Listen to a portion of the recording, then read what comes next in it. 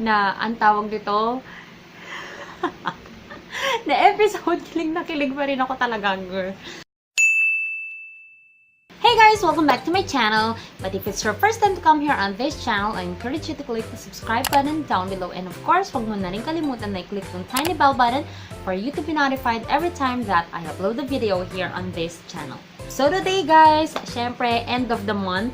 As a routine, ayan, gagawa tayo ng monthly favorites natin. Very much, ano lang to, bakit very much? Sobrang konting-konti. Huwag na tayo mag-English, huwag nang pahirapan ng sarili at nang baka mabash pa tayo. So, eto lang guys, konting-konti lang to yung meron tayo dito. Kasi sabi ko nga, kung ano kasi yung nakasayanayan ko, doon na ako nag-stick. So, kung maganda siya sa akin, halos hindi ko na siya pinapalitan or parang takot na akong palitan. Kasi nga, lalo na kapag skincare, pag gusto nyong makita kung ano tong mga to guys, please keep on watching. So, before ako mag-start dito sa mga products guys, sasabihin ko muna sa inyo yung favorite Korean drama of the month ko, diba? Sabi ko yun, lagi ako mag-sharing ng mga K-dramas, yan, kasi I was really hooked with, nag-English na naman tayo, with the K-dramas, ayan. So, yung latest na pinanood ko, guys, grabe, nakakating talaga siya. Si Park Seo-joon ang bida doon. Kung sobrang gustong-gusto ko yung guy doon sa I Am Not a Robot. At this time naman, sabi ko kasi parang naano ko si Park Seo-joon doon sa Fight for My Way, doon sa Witch Romance, tapos yung dito nga, sabi ko, parang si Park Seo-joon, parang na siyang yung guy na very much manly talaga siya, yung body build niya, yung parang yung mga personality ng yung mga characters niya sa mga K-dramas talagang very manly. Yung talagang lalaking kaya kang ipagtanggol. O, ano ka? Ang lalaking matapang. Ayan. Yung pinanood ko na latest is What's Wrong with Secretary Kim. Oh my gosh! Please let me know in the comment box down below guys kung ano yung favorite part nyo dun sa What's Wrong with Secretary Kim, kung napanood nyo na, or kung ano yung pinaka-favorite nyo na episode, kilig na kilig pa rin ako talaga, girl. Kapag yung lalaki, yung character niya doon, pag nagselos siya, ang cute-cute niya. Hindi yung iba na pag nagselos, parang, ewan. Basta panoorin nyo yun, very much recommended ko yun. Nire-recommend ko ang sa hospital eh. Sabi ko, huwag na kayo matulog pag galing yung night shift, mag-ano na lang, mag-K-drama na lang, gano'n. Kasi nakakasaya ng life. Ayan. So, proceed na tayo dito guys sa mga konting-konti lang na product na i-feature natin ngayon. And the first one here guys is this one. This is a makeup remover from Pure Derm. Hindi ko alam kung na-feature ko na to dati. Pero ito yung Q10 guys. Ito siya, very gentle lang siya sa skin. So, kung nanonood na kayo dati-dati pa ng mga videos ko, lagi kong ginagamit talaga as a makeup remover is Pure Derm. Eh, nag-sale kasi sila nung summer hanggang nung June, if I'm not mistaken. So, bumili ako ng pagkadami-daming ganito. So, i-expect nyo guys, try ko lahat, halos lahat ng mga makeup remover ng Pure Derm. Ito guys, ngayon yung ginagamit ko, yung Q10. Ayan. Na meron siyang skin revitalizing formula enriched with coenzyme Q10 and vitamin E. So, maganda siya guys kasi may vitamin E pa siya. Sunod naman guys dito sa ating product is this keratin na baliktad. Ayan, keratin na chocolate therapy siya. Ito guys, gumawa na ako ng review. Kung gusto nyo malaman yung talagang thoughts ko regarding this product, yun, panoorin nyo na lang yung video ko dun sa previous, before this video lalabas siya. So, yun guys, sobrang gustong-gusto ko to kasi iba siya. Hindi siya nag-cause sa akin ng dandruff, hindi ako nagka-hair fall, and yung amoy niya sobrang sarap. Chocolate na chocolate ka, amoy sweet ka, from morning hanggang the next morning. Ayan. Sobrang ganda nito guys. Tsaka ang lambot talaga niya sa hair. Tsaka mura lang to, 7 or 8 pesos lang yung isang ganito. So parang yung mga ano lang natin, mga ordinary lang na conditioner natin but in a therapy or para siyang treatment for the hair. So, parang 2-in-1 ka na, nakapag-conditioner ka pa, nakapag-treatment ka na. Ito guys, yung ginagamit ko na treatment para sa hair ko. Hindi na ako nagko-conditioner, ito na lang yung ginagamit ko as of now. And then guys, kasi nga lagi akong puyat, kung napapanood nyo or nakikita nyo yung mga Instagram stories ko, sabi ko doon, parang halos din ako natutulog, ilang hours na lang yung sleep ko, ganun. Parang last night, I slept at around 2 a.m. and then I woke up at 5. So, hindi na ako nakatulog talaga. So, parang 3 hours lang yung tulog ko and then AM shift ako. So, 5 to 6 a.m. nag-edit na lang ako kasi sayang din yung time. So, yun guys, sobrang nangingitim talaga dito ko. And I went back again to my Garnier na light. Ito yung para sa under eye guys. Yan, para siya sa under eye para matulungan na malighten. Tsaka malamig kasi to guys. So matutulungan niya yung pagiging puffy ng mata natin kapag kulang talaga tayo sa tulog na parang looking fresh ka talaga kapag meron kang ganito yung Garnier. Tsaka ano to guys, parang 200 pesos lang siya. Parang gano'n yung price niya. And 15 ml na yung laman niya. So madami-dami na to. Matagal-tagal din yung pagkakagamitan mo nito. Next naman guys, punta naman tayo sa skincare. First dito is this lotion, the Pink Contouring Lotion. Ito guys, parang pangalawang beses ko na siyang ma-feature sa favorite ko. Pero hanggang ngayon, di ko pa nailalabas or naipapublish yung review ko about this one and sa bleach, tsaka sa soap nila. But sa susunod, baka after this video will be that contouring, no. Or vlog muna after this video and then yung ano na, yung review ko na dito guys. Sobrang ganda nito. SPF 65 and gustong-gusto ko to. Well protected yung skin ko from the sun and maganda siya kasi may instant whitening effect siya. So, kung gusto mo na parang maputi ka ngayon, ganon. Ito guys yung perfect. Tsaka SPF 65. Saan ka pa makakahanap ng SPF 65 ngayon na lotion, di ba? Parang ilan lang yung nag-offer talaga ng ganon guys. Basta panoorin nyo na lang yung review ko coming out really soon. And then, usapang skin pa rin, guys. This is my favorite, all-time favorite talaga. Wala akong buwan na hindi ko ginagamit to. Parang, pinaka-less na napaggamit ko nito is once a week. And then, parang ginagamit ko siya 3 times a week kapag sobrang bonggang-bongga na may time ako, ganun. Kasi to guys, medyo matagal kasi siyang mag-dry up. So, parang natitake niya yung time ko na, for example, may gagawin ako or lalabas ako, hindi ko na maharap magganito. Pero, within a week talaga, I see to it na nagbe-bentonite clay ako, guys. And this one pala is a 3-in-1 bentonite clay from Precious Skincare Cosmetics. And because I always post about this, napadala ulit si Sis Jen. Actually, konting-konti na lang to. Pero malayo, konti na lang yung ano, yung amoy niya, na-relax ako.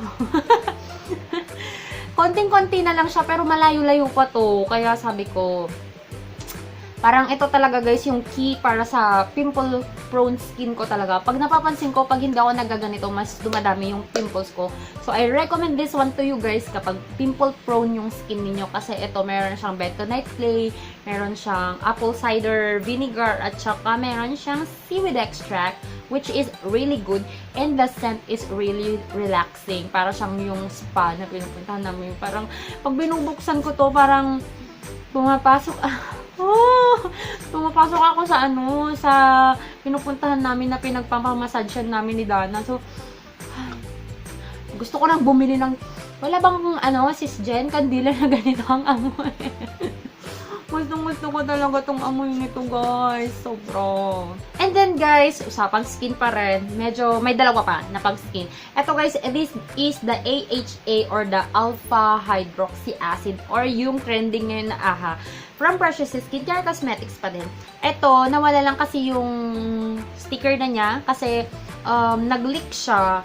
Konti pa lang yung nagagamit ko pero yung review ko, panoorin nyo kasi bongga tong product na to. Talagang nakakakinis siya, na nakaka-moisturize siya, na nakaka-lessen siya ng chances of getting yung mga acne, lalo na kung pimple prone ka.